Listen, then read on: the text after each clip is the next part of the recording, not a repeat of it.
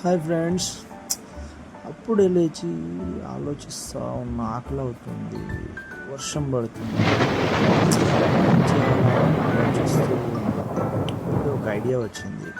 ఇంట్లో ఒక జొన్న రొట్టె కనిపించింది. ఆ రొట్టెతో ఏం చేద్దామా అని ఆలోచిస్తుంటే రొట్టెని ఇప్పుడు ఒక రెసిపీ చేయాలని నాకు ఒక ఐడియా వచ్చింది. దాన్ని ఇప్పుడు చేస్తాను మీకు. ఆ రొట్టెనన్నీ చిన్న ముక్కలుగా చేసుకోవాలి. ఫస్ట్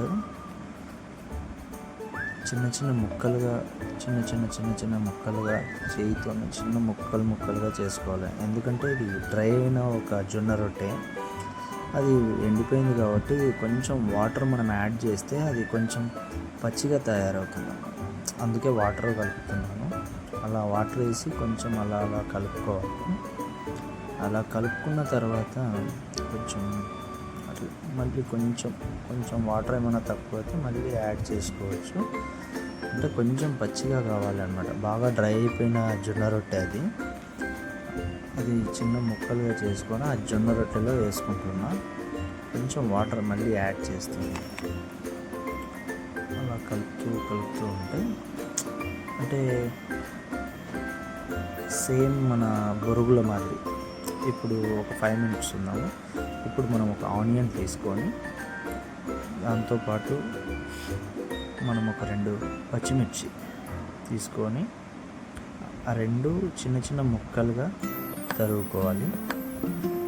ఇప్పుడు ఒక బౌల్ తీసుకొని ఆ బౌల్లో ఈ 2 మిశ్రమాలు వేసుకొని అందులో ఆయిల్ కొంచెం టేబుల్ స్పూన్తో కొంచెం చిన్న ఆయిల్ వేసుకొని అందులోనే మనకు అంటే పచ్చిమిర్చి వేసుకున్నాం. కొంచెం రెడ్ చిల్లీ పౌడర్ వేసుకుంటే కొంచెం కలర్ బాగుంటుంది, టేస్ట్ బాగుంటుంది.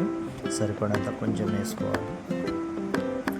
దాంతోపాటు కొంచెం సాల్ట్, మనకు సరిపడంత సాల్ట్ వేసుకొని దాని తర్వాత ఒక టేబుల్ స్పూన్ తీసుకొని ఆ మిశ్రమాన్ని మొత్తం కొంచెం కలపాలన్నమాట.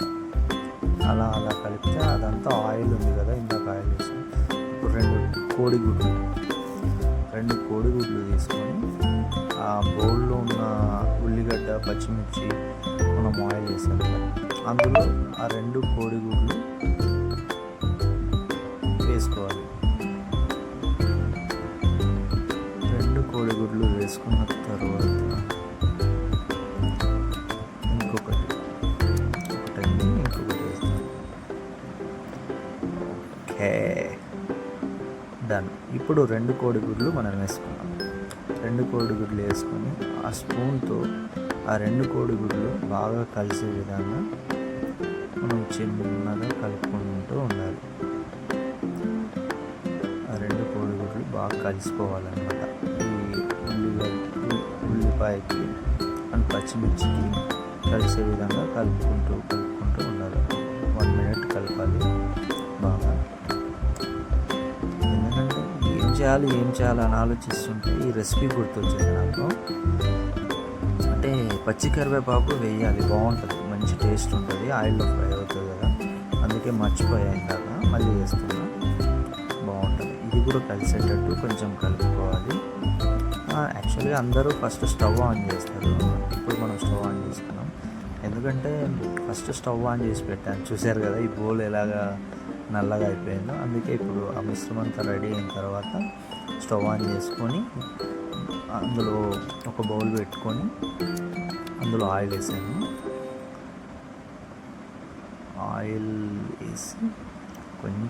ఆయిల్ వేసిన తర్వాత కొంచెం పోపు గింజల మాదిరి మనం ఇవి వేసుకుంటేనే అదేదో అన్నట్టు ఇందాక కలుపుకున్న మన మిశ్రమం అంతా వేస్తున్నాను. ఇప్పుడు మొత్తం ఆ బౌల్లో ఆయిల్ బాగా బాయిల్ అయిన తర్వాత వేసుకున్నా. అది ఆమ్లెట్ అనుకుంటున్నా, బట్ ఎప్పుడూ ఆమ్లెట్ వేసుకున్న అలవాటు, ఇది చేయలేదు.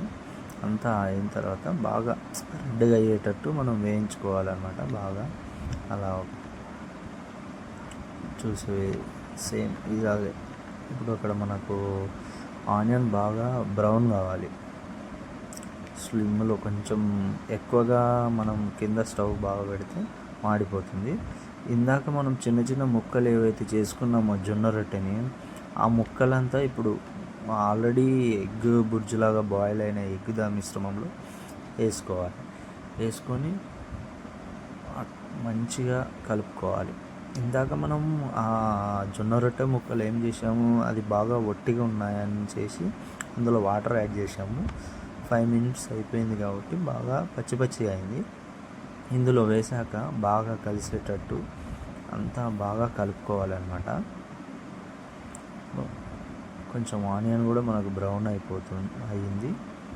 ఇప్పుడు ఈ మిశ్రమం వేసినాం కదా, ఒట్టిగా లేకుండా పచ్చిగా ఉంది కాబట్టి ఈ ఐటమ్కి అంతా మనకు బాగా పట్టేస్తుంది అనమాట.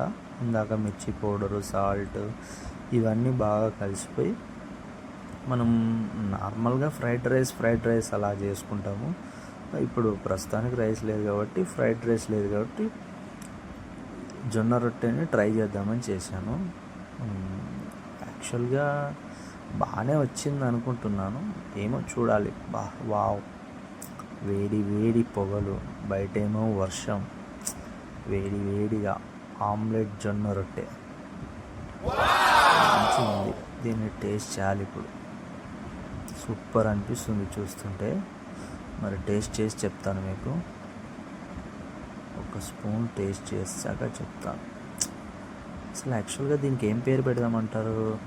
ఫ్రైడ్ రైస్, ఎగ్ ఫ్రైడ్ రోటీ కదా, మంచిగా ఉంది కదా, సూపర్ ఉంది అసలు taste. Thank you for watching.